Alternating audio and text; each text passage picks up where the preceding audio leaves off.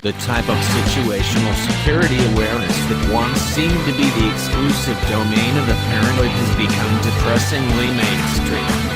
Hackers, phishers and various bad actors threaten your email, financial information and even online reputation through a wide palette of black hat tools. Besides malware and tricky look-alike emails from faux banks and social network imposters, it's also important to be on guard against visual hacking. That's the simple act of physically looking over someone's laptop while there's sensitive information up on the screen. It can happen anywhere, from coffee shops to airplanes to open offices, and it's one of the reasons people sometimes love clunky polarized privacy screens around with them. A clever integrated solution to the visual hacking problem is the main selling point of this HP EliteBook x360 1020 G2, a sharp-looking 12-inch business 2-in-1 laptop that borrows from both HP's excellent Spectre x360 line and ultra-portable products like Apple's 12-inch MacBook. HP introduced its SureView technology in 2016. But this is the first laptop I've tested with the feature built in.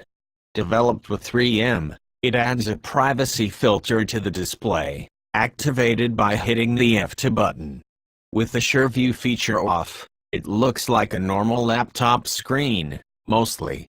Activate the feature and the view turns white, becoming more opaque as you move farther to the side, thanks to a light controlling film built into the screen. It's a very cool effect, and an effective one, as long as you keep your expectations realistic.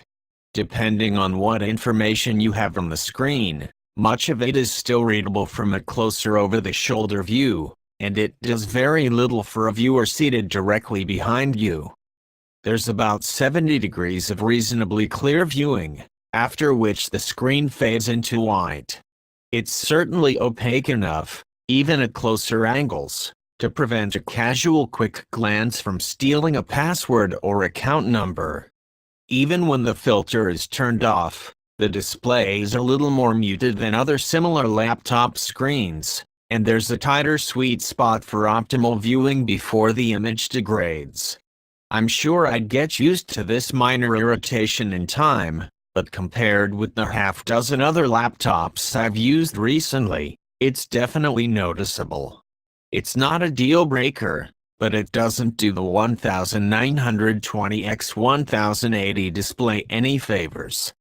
It is, however, a fun and attention-getting party trick to turn the SureView feature on with a quick tap of the F2 key, and a heck of a lot easier than toting a removable privacy filter screen around.